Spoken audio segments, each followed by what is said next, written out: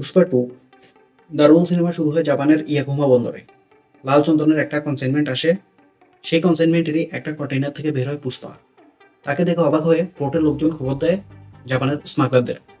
তারা সেখানে আসলে পুষ্পা তাদের কাছে চায় পাওনা টাকা, কিন্তু তারা সেটা দিতে অস্বীকৃতি জানালে পুষ্পা তাদের উপর শুরু করে অ্যাটাক। এর ফলে শুরু হয় ধুমধুমার মারামারি। কিন্তু অনেক সাহস নিয়ে মারামারি করলে কি হবে? একা আর কয়জনের সাথেই বা পারা যায়? পুষ্পা গুলি খায় আর তলিয়ে যায় সমুদ্রের পানিতে। এরপর পরিচালক আমাদেরকে নিয়ে যান একটা ফ্ল্যাশব্যাকে। এই ফ্ল্যাশব্যাক পুষ্পার রাইজের ফ্ল্যাশব্যাক। যে ফ্ল্যাশব্যাকে আমরা দেখতে পাই সে ন্যাশনাল থেকে ইন্টারন্যাশনাল খিলাড়ি হয়, ফায়ার থেকে পরিণত হয় ওয়াইল্ড ফায়ারে। কেমন ছিল পুষ্পার রাইজ সেটা জানতে হলে দেখতে হবে পুরো মুভিটা। সিরিজের আগে সিনেমাটার মতো এটাও written and directed by Sukumar. Pushpa को नेशनल खिलाड़ी समझे क्या? इंटरनेशनल। শেষ হলো সিনোপসিস। এবার আসল কথা বলি সিনেমাটার প্রোজ অ্যান্ড কনস নিয়ে। পুরো সিনেমাটা আসলে আল্লু অর্জুনের জন্য টেইলর মেড। আর এই ক্যারেক্টারে তিনি দিয়েছিলেন শতভাগ। ম্যাচ সিনেমা, আল্লু অর্জুন কিংবা সুকুমার ভক্তরা পুষ্পা টু দেখে সিটি মারবে, রিয়েল লাইফে তার ডায়লগ মারবে, এটাই স্বাভাবিক। স্মাগলিং এর সময় পুষ্পা তার অপোনেন্টকে যে ধোঁকাটা দেয় সেটা অসাধারণ।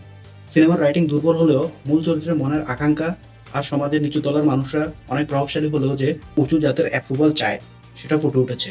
স্মাগলারদের সিন্ডিকেটে পুষ্পা যে অন্যদের চেয়ে আলাদা, সে যে বিগার পিকচার দেখে সেটা বোঝা গেছে।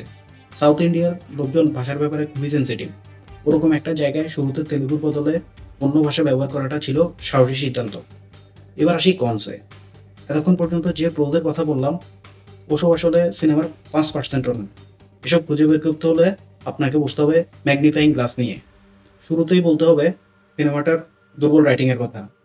নাটক বা সিনেমায় স্টার্ট, ক্লাইম্যাক্স, ফিনিশ এই তিনটে এলিমেন্ট থাকে, কিন্তু পুষ্পা টুতে তার ছিটে ফোটারও দেখা মিলেনি। বরং একটার পর একটা ঘটনা কেবল ঘটে গেছে প্রায় 200 মিনিটের এই মুভিতে। ঘটনাগুলো সিগনিফিকেন্স কি সে সম্পর্কে পরিচালকের কোনো মাথা ব্যথা ছিল বলে মনে হয় না। ইন্টারভালের আগ পর্যন্ত অ্যাটলিস্ট ডায়লগে কিছু হিউমারাস এলিমেন্টের দেখা মিলেছে, কিন্তু ইন্টারভালের পর এসবও উধাও হয়ে গিয়েছে। পুষ্পাকে লার্জার দ্যান লাইফ বানাতে গিয়ে তার শত্রুদের কথা ভুলে গেছেন পরিচালক। অথচ একটা হিরো ততটাই শক্তিশালী যতটা তার ভিলেন। এই সিনেমার ক্ষেত্রে তার শত্রুরা পরিণত হয়েছে যেন কার্টুন বা ক্যারিকেচারে। ফাহাদ ফাসিলের মতো শক্তিশালী অ্যাক্টরকেও যেন মনে হচ্ছিল একজন জোকার, বারবার হাঁটছে কিন্তু তাও লাফাচ্ছে।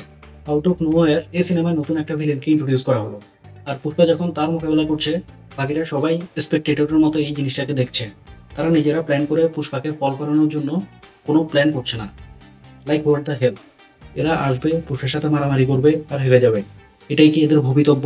প্রথম সিনেমায় পুষ্পের প্রেমিকা শ্রীভাল্লির একটা ক্যারেক্টার ছিল। এখানে সে আসে বউ হয়ে আসার পর তার কাজ একটাই, সেটা কেবল হর্নি হয়ে থাকা। তার সম্মানে আয়োজিত অনুষ্ঠানে পুষ্পা একটা নারীর সাথে ঢলাঢলি করছে, অথচ আমরা দেখছি দ্য গ্রেট ফ্যামিলি এন্টারটেইনমেন্ট। আগে সিনেমাও রাইট, লেফট, সেন্টারে ব্যাশ হয়েছিল। ওইটার তুলনায় গল্প, মিউজিক, কোরিওগ্রাফি সব ক্ষেত্রেই এই ইনস্টলমেন্ট দুর্বল। এটা সাউথের মাস সিনেমার স্ট্যান্ডার্ডেই আমি বলছি। এক্ষেত্রে সবচেয়ে যেটা চোখে লেগেছে সেটা হচ্ছে লাস্টের ফাইট সিকোয়েন্সটা। আর দরকারে অদরকারে সামনে পেছনে খালি স্লো মোশন শট। এটা কম ব্যবহার করলে মুভিটা হয়তো 150 মিনিটেই শেষ করা যেত। তাহলে হয়তো কাহিনীটা আরও কম্প্যাক্ট হতো। এছাড়া অতিরিক্ত দেশভক্তির যে অভিযোগে বলিউড অভিযুক্ত সেটার আবাসও দেখা গেছে এই সিনেমায়। তো এই ছিল আমাদের পুষ্পা টু দ্য রাইজের রিভিউ। এখন দেখবেন নাকি স্কিপ করবেন, it's totally up to you. আর কোন কোন সিনেমা বা সিরিজের রিভিউ আপনারা দেখতে চান সেটা আমাদেরকে জানাতে পারেন।